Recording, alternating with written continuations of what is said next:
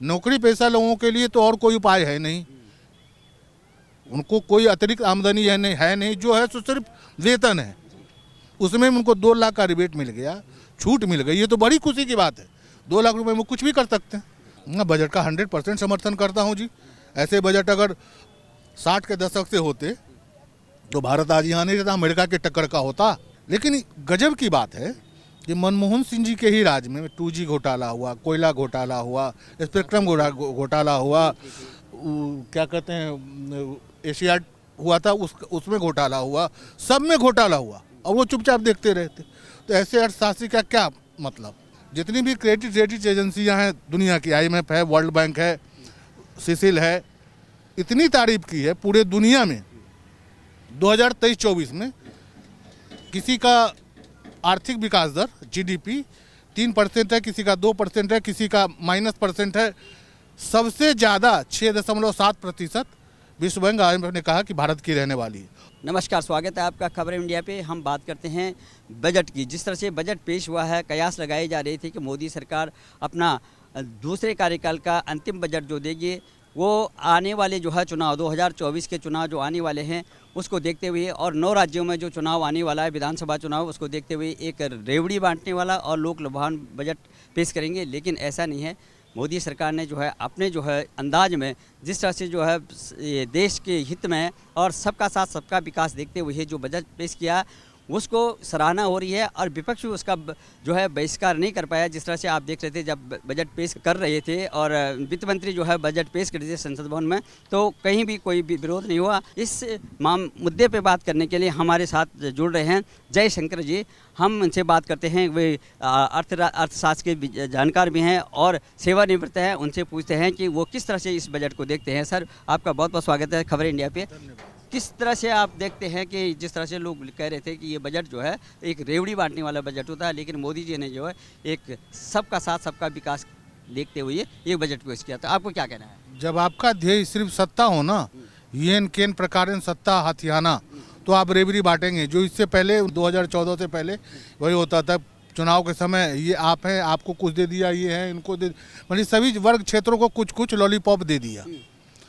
2014 के बाद ये जो बजट, ये मोदी सरकार के कार्यकाल दूसरे कार्यकाल का आखिरी बजट है।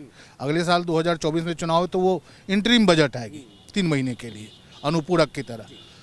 ये बजट जो है ना इतना शानदार बजट है, विपक्ष के पास या पूरे दुनिया में किसी के पास कहने के लिए कुछ नहीं है। लेकिन मैं मिथिला का रहने वाला हूँ, हमारे यहाँ एक कहावत है कि मैं बोल ही रहा हूँ तो हारा कैसे। तो जब वो बोल ही रहे हैं तो मानेंगे तो है नहीं। वो मोदी के विरोधी नहीं, मोदी से घृणा करते हैं। विरोधी तो एक अलग बात होती है, वो घृणा करने के हद तक हैं वो। तो वो किसी भी अच्छे काम का परिणाम अच्छा ही होगा, वो मानने को तैयार नहीं है।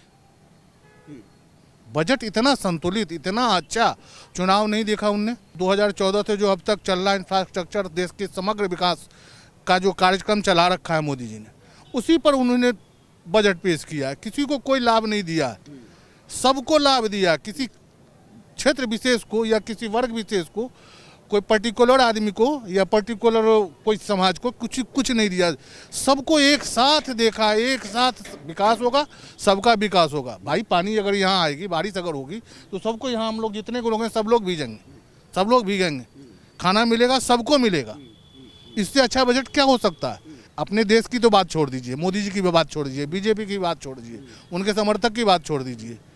जितनी भी क्रेडिट रेटिंग एजेंसियां हैं दुनिया की, IMF है, वर्ल्ड बैंक है, CICIL है, इतनी तारीफ की है पूरे दुनिया में 2023-24 में किसी का आर्थिक विकास दर GDP 3% है, किसी का 2% है, किसी का -% है, सबसे ज़्यादा 6.7% विश्व बैंक IMF ने कहा कि भारत की रहने वाली है। और विश्व बैंक मैं उतना बड़ा अर्थशास्त्री नहीं हूँ, लेकिन मेरे हिसाब से 7.1 से लेकर 7.3 के बीच में GDP रहेगी भारत की 2023-24।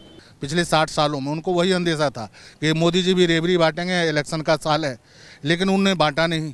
अब रेवड़ी नहीं बांटा तो क्या बांट रहे हैं? और वो भौचक्के थे, सारे विपक्ष भौचक्के थे देखकर सुनकर कि ये तो रेवड़ी बांट ही नहीं रहा है।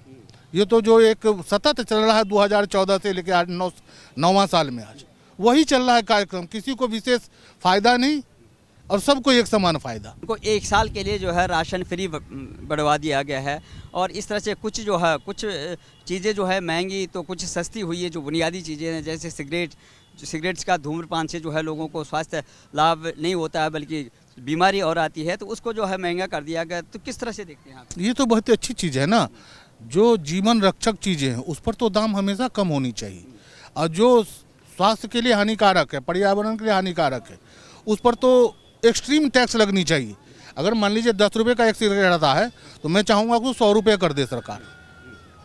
भाई पैसे होंगे तभी तो पियोगे। वरिष्ठ नागरिकों के लिए जो बचत योजना, जैसे आप रिटायर्ड हैं और तमाम जितने वरिष्ठ नागरिक अगर वो अपनी पूंजी को बचाते हैं तो उसमें ये रिबेट मिला है, टैक्स रिबेट मिला और ब्याज दर, हाँ ब्याज दर भी उनके 6% मिल रहा है। 9 लाख और 30 लाख सेवानिवृत्तियों और वृद्ध जन जो भी हैं 75 वर्ष से ऊपर के, इससे अच्छी स्कीम क्या हो सकती है। उनको उनका ब्याज भी मिलता रहेगा, या तो महीने में ले या वो सालाना ले या एक साथ लें, 5, 10, 7 बरस 2 बरस के बाद एक साथ लें। और ये सुविधा भी है कि उसमें से वो कर्ज भी ले सकते हैं। तो महिलाओं ने भी जो है, महिलाओं के लिए भी जो बचत योजनाएं हैं उसमें भी जो है 2 लाख रुपए आप जमा कर सकते हैं, फर्स्ट क्लास उन पर ब्याज देगा। फर्स्ट क्लास बैंक ब्याज दे रही है 2 लाख तक, 2 लाख तक। तो महिलाओं में भी प्रोत्साहन मिलेगा कि वो इन्वेस्ट करें अपना। महिलाएं तो जो बचत करती ही हैं। हम आपको कभी ज़रूरत घर में पड़ जाए, पैसे ना हो तो महिलाएं निकाल के देती है। हमारी घर की महिलाएं, माँ हो, बहन हो, बेटी हो, पत्नी हो, कोई भी कहीं ना निकाल के देती, बचत करती है, घर में रहता है, तो वो उसका कोई उपयोग नहीं होता है। और वो वही पैसा अगर बैंक में रहेगा तो बैंक उससे और बहुत कारोबार करेगा। ज़रूरत में हमारे आपके जैसे ज़रूरतमंदों को उससे कर्ज दे सकेगा, उससे ब्याज भी ले सकता है, कोई उससे कर्ज भी लेगा। तो घर में अनुत्पादक है और बैंक में जाएगा तो उत्पादक हो जाएगा। हमारे पास मान लीजिए 1 लाख रुपया है, मैं 2 सालों से रख रखा हूँ घर में, कोई यूज नहीं है।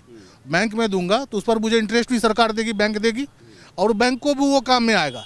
अगले किसी को ज़रूरत है मान लीजिए 10,000 की, तो 10 आदमी को 10-10 हज़ार उसमें से वो दे सकती है, लेकिन रहेगी ही नहीं तो नहीं आएगा, तो देश के काम आएगा। ये तो बहुत अच्छी योजना है कि आप घर में जो रखे हैं पैसा आप बैंक में रखिए। अब तो ATM आया है, मोबाइल आया है, मोबाइल से पैसा मूवी पे क्या क्या होता है, इससे तुरंत हो जाता है, पैसे की जरूरत ही नहीं है। लेकिन हम लोग को पुराने शौक है, पड़े हुए वो DNA में घुसा हुआ कि पैसा रखना है तकिया के नीचे, बिस्तर के नीचे, अलमीरा के नीचे, तो वो धीरे धीरे छूटेगा। तो इलेक्ट्रिक वाहनों पे जो है रिबेट दिया है और ये फ्यूल वाला जो है उसमें थोड़ा सा वो करके उसको सस्ता कर दिया गया। तो क्या लगता है कि पर्यावरण को देखते हुए ये और जो इलेक्ट्रिक जो व्हीकल निकल रहे हैं उसको जो है सस्ता किया गया है। ये मोबाइल्स, ये बहुत अच्छा कदम है, ये बहुत अच्छा कदम। मोबाइल, इलेक्ट्रिक वाहन और टीवी, इसको सस्ता किया, ये आम ज़रूरतों की चीज़ है। ये इलेक्ट्रिक वाहन अभी कम से कम 10 से 12 लाख से कम का कोई है नहीं बाजार में, मार्केट में। भारत में भारतीय बना हुआ, टाटा का हो या महिंद्रा का हो, जिनका भी बनाते हैं वो, तो उस पर जो टैक्स अगर कम करेंगे तो लोग प्रोत्साहित होंगे इलेक्ट्रिक गाड़ी लेने का। कोई प्रदूषण नहीं, अपने घर में चार्जर लगाइए, चार्जर उसके साथ आता है, चार्ज की रात भर में आराम से 200, 300, 400 तो 500 किलोमीटर तक एक बार चार्ज में जा सकते हैं। तो उसमें तो जरूरी है पेट्रोलियम, डीजल या पेट्रोल या केरोसिन, वो जो हम मंगवाते हैं, एक तो विदेशी मुद्रा सबसे ज़्यादा खर्च हमारी उसी पे होती है, तेल पेट्रोलियम पदार्थों पर, जो हमारे यहाँ 25% होता है, 75% बाहर से मंगवाते हैं। भले हम रूस से लें, ईरान से लें, सऊदी अरब से लें, अमेरिका से लें, जहाँ से लें। दूसरा, उसको रिफाइन करते हैं, उससे प्रदूषण होता है। डीजल और पेट्रोल यूज करते हैं गाड़ी में, बड़े बड़े वाहनों में या छोटे वाहनों में भी, स्कूटर में, मोटरसाइकिल में। अब तो धीरे धीरे इलेक्ट्रिक भी वो भी आ रही है, तो प्रदूषण भी बढ़ता है। और जो लोग चलाते हैं, जो उपयोग करते हैं, उनका पैसा भी ज़्यादा खर्च होता है। अभी 1 लीटर में मान लीजिए अगर 75 लीटर चलती है कोई गाड़ी, या 50 किलोमीटर चलती है, तो 75-80 रुपये लगभग है पेट्रोल। और वही इलेक्ट्रिक चार्ज उसको 3 या 4 रुपये पड़ेंगे 50 किलोमीटर जाने में। तो जो सस्ता होगा, सस्ता भी होगा, सुविधाजनक भी होगा, अब प्रदूषण 0 होगा, तो वो क्यों नहीं आम जनता लेगी। तो जो जिस तरह से जो आपका वरिष्ठ नागरिकों के लिए, सरकारी कर्मचारियों के लिए, नौकरी पेशा वाले लोगों के लिए 5 लाख से बढ़ाकर 7 लाख जो इनकम पे जो है, अच्छा कदम है ये। अभी ये कदम है, लेकिन मेरे हिसाब से इसको 10 लाख तक करना चाहिए। आगे हो सकता है भविष्य में मोदी जी करें।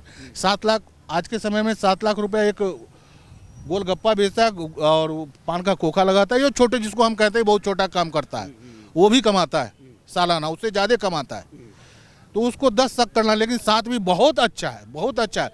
नौकरी पेशा लोगों के लिए तो और कोई उपाय है नहीं, उनको कोई अतिरिक्त आमदनी है नहीं, जो है तो सिर्फ वेतन है, उसमें उनको 2 लाख का रिबेट मिल गया, छूट मिल गई, ये तो बड़ी खुशी की बात है। 2 लाख रुपए में कुछ भी कर सकते हैं, बाहर में मार्केट में भी पैसा आएगा, बैंक में रखेंगे या कुछ और को अपना योजना है उनको वो करेंगे अपने भविष्य के लिए, तो ये तो बहुत अच्छी चीज़ है। अच्छा, रक्षा बजट में जो है 13% जो है उन्होंने जो है अतिरिक्त रखा है, तो क्या लगता है कि क्योंकि दूरदर्शी मानसिकता के लिए जिस तरह से भारत देश देख रहा है, जिस तरह से बाहरी खतरे और तमाम जो आतंकवाद का है और पड़ोसी देशों के साथ जो है क्या देख करके जो है रक्षा बजट में जो है बढ़ोतरी की गई? देखिए, आप मजबूत नहीं होंगे ना तो आप सुरक्षित नहीं होंगे, कमज़ोर कभी सुरक्षित नहीं होता, जो मजबूत होता है वही सुरक्षित होता है। तो अपनी मजबूती के लिए वो सतत प्रयास 2014 से चला आ रहा है अभी तक। दुनिया में सबसे ज़्यादा रक्षा बजट पर अमेरिका खर्च करता है, उसके बाद चीन, तीसरा नंबर भारत का है। तीसरा नंबर भारत का क्यों, अभी ये दूसरे नंबर पर रहता, लेकिन उसका कारण पिछली सरकारों का है। चाइना 1980 से अपने आप को 80 के दशक से बदलना शुरू कर दिया।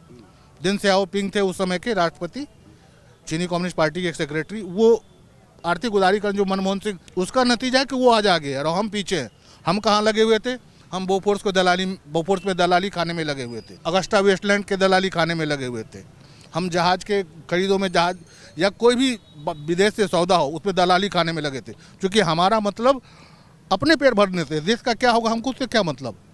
ये जब आ जाए दिमाग में कि हम देश से हमको क्या मतलब, हमको जो हो तो मेरा है। सॉरी, तब के प्रधानमंत्री जो अर्थशास्त्री भी थे, वर्ल्ड बैंक के जो है चेयरमैन रहे, अर्थशास्त्री प्रधानमंत्री, और आज चाय वाले इस प्रधानमंत्री में कितना अंतर देखते हैं, जो हमारे जो है अर्थव्यवस्था और जो हमारी इकोनॉमी डेवलप कर रही है और लोग विदेशी जो है प्रभावित हैं, तो क्या देखते हैं तत्कालीन जो है मनमोहन सिंह जी दुनिया के बहुत बड़े अर्थशास्त्री, इसमें कोई शक नहीं है। 1970 से हमेशा सरकार में, सरकारी प्रतिष्ठानों, रिजर्व बैंक में, वर्ल्ड बैंक में किसी न किसी रूप में वो अर्थशास्त्री के रूप में लगे रहे। 1991-92 में जब नरसिम्हा राव जी प्रधानमंत्री थे, उदारीकरण उन्होंने शुरू किया था। ये तो सिर्फ इम्प्लीमेंट करते, कोई भी कैबिनेट होती है, सरकार होती है, तो प्रधानमंत्री निर्णय लेता है, बाकी मंत्री उसको एग्जीक्यूट करते हैं, कार्यान्वयन करते हैं। फैसला लिया नरसिम्हा राव ने, एग्जीक्यूट किया मनमोहन सिंह जी। लेकिन गजब की बात है कि मनमोहन सिंह जी के ही राज में 2G घोटाला हुआ, कोयला घोटाला हुआ, स्पेक्ट्रम घोटाला हुआ, क्या कहते हैं एशियाड हुआ था, उसमें घोटाला हुआ, सब में घोटाला हुआ और वो चुपचाप देखते रहते। तो ऐसे अर्थशास्त्री का क्या मतलब।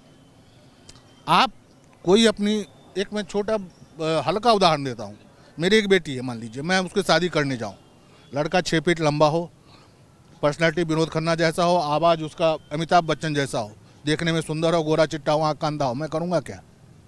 नहीं करूँगा। कोई भी चेतन आदमी नहीं करेगा अपने बच्चे की शादी। तो आप बहुत बड़े अर्थशास्त्री है और आप ही के राज में सब कुछ हो गया, सब कुछ हो गया। 10 लाख से 15 लाख करोड़ रुपया भारत की जनता का, टैक्स पेयर का पैसा डूब गया। तो आपके अर्थशास्त्री होने से क्या फायदा है? आप चाय वाले प्रधानमंत्री हैं, तो किस तरह चाय वाला का अर्थशास्त्री देखिए, वो बेचारा कभी IMF सब में नहीं गए होंगे, प्रधानमंत्री हैं तो गए होंगे अभी। अब वो इतनी अच्छे से देश चला रहा है, 3.5 ट्रिलियन की इकोनॉमी हमारी हो गई, 2024 तक हो जाती अगर बीच में 2 साल कोरोना नहीं होता। अब 2025 या 2026 के मध्य तक 5 ट्रिलियन की हमारी इकोनॉमी हो जाएगी। 27-28 तक हम सीधा 9 से लेकर 12 ट्रिलियन डॉलर के अर्थव्यवस्था हो जाएगी। वो पारंपरिक जो है खेती को बढ़ावा दे रहे हैं, अपना मोटा अनाज, और जो हमारे पारंपरिक अनाज थे, और सबसे बड़ी बात मोटा अनाज के लिए वो G20 में भी ये बात कर रहे हैं, और उसको जो है किसानों के लिए उन्होंने काफ़ी बड़ा पैकेज इस बजट में दिया है। तो क्या अपने देश में कहते हैं कि जो अपने मूल को भूल जाता है ना, मूल मतलब क्या, अपने गाँव, अपना समाज, अपने चाची ताई चाचा मामा नाना दादा दादी नाना नानी नहीं भूलता। हम लोग प्रदेश में भी हैं फिर भी नहीं भूलते, गांव जाते ही हैं साल में 1 बार 2 बार भी। तो जो अपने मूल को भूल जाता है ना, वो कहीं का नहीं रहता है। तो अपने यहाँ का मूल, अब तो बहुत समृद्धि आ गई है, बहुत लोग आजकल के नौजुवक तो नाम भी नहीं जानते हैं, कोदो मरुआ तीसी सब जानते ही नहीं हैं। तो वो मूल है, और वो इतना अच्छा अनाज है, वो इतना अच्छा अनाज है, जितने भी मोटे अनाज हैं, मिलेट्स हैं, दुनिया में प्रमोट किया जा रहा है और पूरे दुनिया UNO आज उसको स्वीकृति दे रहा है। जिन्होंने के चीफ यहाँ आके बात कर रहे हैं कि हाँ भारत ने जो कहा, मोदी जी ने जो कहा वो सही है। एक ही चीज़ देखिए ना, योग को लोग भारत से जोड़ते हैं ना। मोदी जी ने 2015 में कहा था 193 में से 177 देशों ने इस प्रस्ताव की स्वीकृति दी। मुस्लिम कंट्रियाँ जितनी हैं 50-52 बहुत कंजर्वेटिव मानी जाती हैं, ये बहुत दकियानुसी है, अपना उनका जो परंपरा है उसी से बाहर नहीं निकलती। आज मुस्लिम में एक भी ऐसा कंट्री नहीं जहाँ योग ना होता हो। बजाबता योग क्लास खुल चुके हैं, यहाँ से लोग सीख के गए, वहाँ से यहाँ सीख के गए। तो जो आप अपने मूल की ओर लौटेंगे ना, तभी आपकी तरक्की होगी वास्तविक रूप में। तो आप क्या देखा आपने कि जिस तरह से कयास लगाए जा रहे थे कि विपक्ष जो है निशाना साधता, क्या और विपक्ष के लिए एक मौका मिल जाता है कि 9 राज्यों में जो है विधानसभा चुनाव होने वाले हैं और आने वाले समय 2024 में लोकसभा चुनाव है, तो ये को न देकर के जिस तरह से रेवड़ी बांटने का जो सिलसिला चला हुआ है राजनीतिक पार्टियों में, तो उन्होंने इस परंपरा को जो छोड़ दिया भारत की जनता के ऊपर छोड़ दिया कि हमारा जो काम है, हमारा नियत अच्छा है, मेरा रास्ता अलग सही है, आपको निर्णय करना है। 2024 में क्या लगता है अब आगे? 2024 में मेरा अपना प्रेडिक्ट है 340 से 370 तक मोदी जी की सीटें आएंगी, एनडीए को छोड़ के। मेरा अपना व्यक्तिगत है, हो सकता है मैं गलत हो जाऊं, हो सकता है मैं सही हो जाऊं, बीच में कहीं अटक जाऊं, लेकिन मेरा अपना व्यक्तिगत प्रेडिक्शन है 340 से 370 के बीच में मोदी जी का, सिर्फ बीजेपी का। एनडीए बजट का समर्थन करते हैं? हाँ, बजट का 100% समर्थन करता हूँ जी। ऐसे बजट अगर 60 के दशक से होते तो भारत आज यहाँ नहीं रहता, अमेरिका के टक्कर का होता। 1959 में 54-55 में 59 में 60 के दशक तक $1 की कीमत ₹1 थी। ये 1969 तक आते आते 12, 14, 15, 20, $30 तक हो गई। क्यों हुई? बीजेपी तो नहीं थी उस समय, मोदी तो थे नहीं, मोदी तो थे ही नहीं, तो फिर क्यों हुआ?